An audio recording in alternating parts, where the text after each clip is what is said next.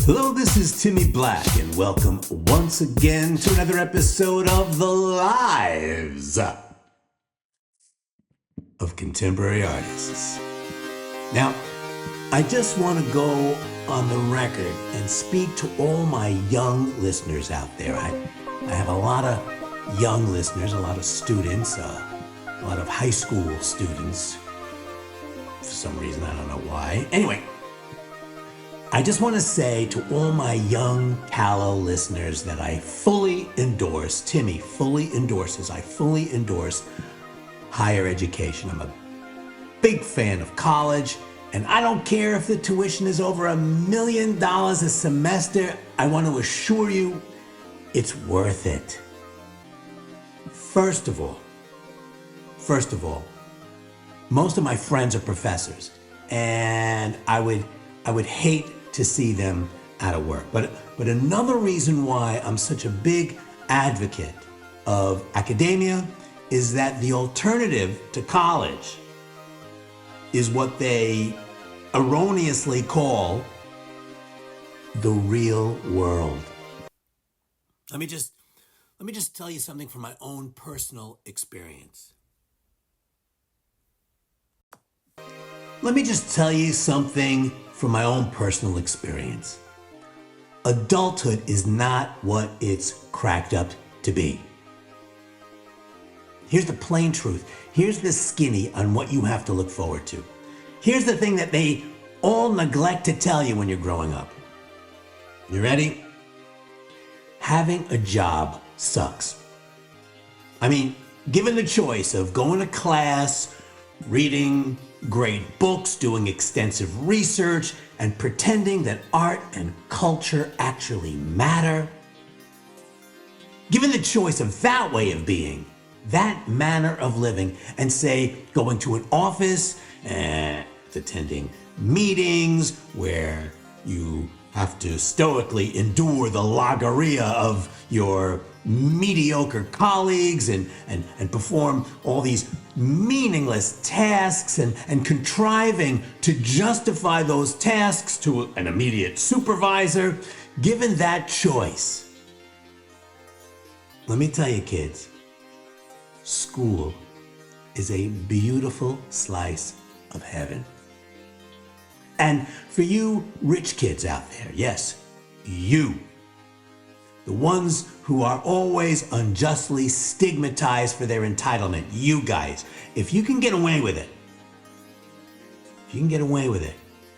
try to sponge off your parents as long as possible. Your beautiful minds, I guarantee your beautiful minds will be compromised by the workforce. So, anyway, to show my support for those beautiful minds, I have decided to conduct an interview with just such a specimen, a student, a wonderful and brilliant student from a university, an actual university student, who is currently working on their PhD in art history. I'll be talking to the wonderful Octavio Shandy, a postgraduate student at NYU who is currently writing his doctoral dissertation. I still can't believe this. But then again, it's probably inevitable. He's writing his doctoral dissertation on, well, let me just give you the working title of his dissertation. It's called Vasari and Black, Chronicling the Lives of Eminent Artists. Can you believe that?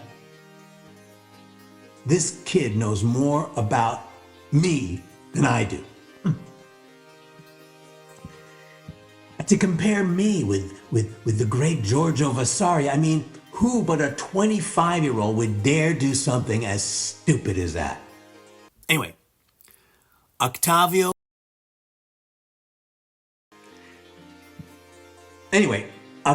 has gone over every one of my episodes, and I've given him nearly total access to almost all my papers. He's listened to all my outtakes. He's seen all my drafts. He's read all my emails. He's even read my text, or most of my text messages. He even has gone so far as to go over my tax returns. Listen to this, just in order to finally put to rest that corrosive rumor that Timmy Black is actually a fictional character, a heteronym, a ruse concocted by the Los Angeles artist David Schaffman. So let's not waste any more time, and let's get Octavio on the line. He's been on the line. I've got my phone here, and let's talk to him. Yo, Octavio. Hey, man, how you doing? Oh, Timmy, yeah. Thanks for having me on. It's really an honor. No, it's really an honor. Oh, come on, man. Honor. Come on, It is. Oh man, let's not exaggerate. No, really. I've been listening to your podcast. Let me see. I guess since my junior year of high school, I've been listening. No, seriously. Holy cow. No, really. Your voice. You're kidding, right? Your voice. You're kidding. Has been in my head. You gotta be kidding. No, your voice has been in my head for about, I would say, 1/3 of my entire life. That's sad. Oh man, that's sad. Anyway, let's get right to it, okay? First question, why me? I mean, you put me up there with Vasari. That's pretty grand company. I mean, why me? Why me? Well, honestly, Timmy, you're something of a bookend. And what I mean is, I framed a whole cast of chroniclers between you and Vasari. I mean, I write about Antonio Palomino, who wrote in the early 18th century about Spanish artists. I wrote about Filippo Baldinucci, and he covered the late 17th century. He covered Florentine artists. I mean, Timmy, there's a lot in my dissertation. I'll tell you, you're not the most interesting. You're just the most recent. Yeah, but those dudes didn't have podcasts. Yes, Timmy. That's a fair point. Yes. So listen, Octavio. I'm really interested in your dissertation. Not all of your dissertation, of course. Just the parts that are about me. So could you share with our listeners what it is about me, about Timmy Black, that's so captivating, so important, so timeless, so, I don't know, what is it about me that you find so essential?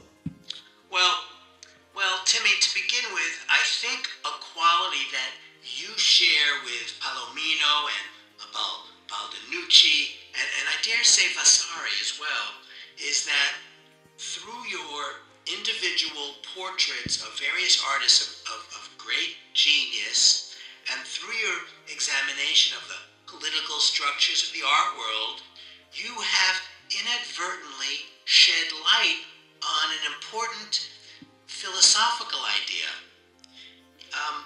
All the chroniclers of the lives of artists, including yours, of course, focus on this intangible notion of genius.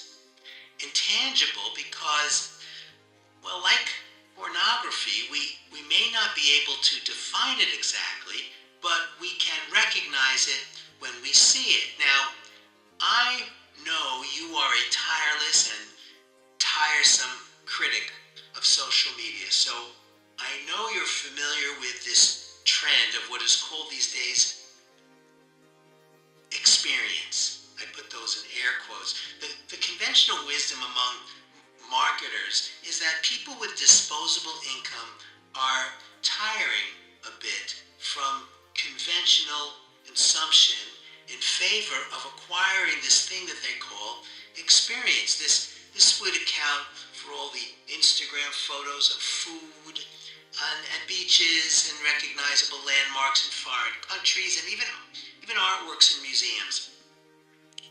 What gives people social currency is the constant reservoir of evidence for their, quote, experiences. But what in fact we are doing here is confusing novelty with experience. And what you and other astute observers of artists' lives is that actual experience simply entails an extreme heightening of attention. And so what you have are geniuses, great artists of an enormous achievement who basically spend their entire lives in front of an easel or in front of a typewriter or maybe a piano. And what makes these artists so unique and so important is that they all call attention to the vital connection between focus and love. Wow, that's deep, Octavio. That is deep. And that's a lot for my listeners to take in. And my listeners, God bless them, have a very limited tolerance for complexity and length. So I think we're gonna split this episode in two parts and end part one here. We'll talk again. But your agent told me you had a special request. Is that right? You had a very special request. She said you always dreamt of closing one of my episodes with your rendition of my trademark ending. So, all right, I'm handing the mic over to you. Give it your best shot, okay? All right. Well, thanks, Timmy, and thanks, Bonnie Barlett, for negotiating this into the contract.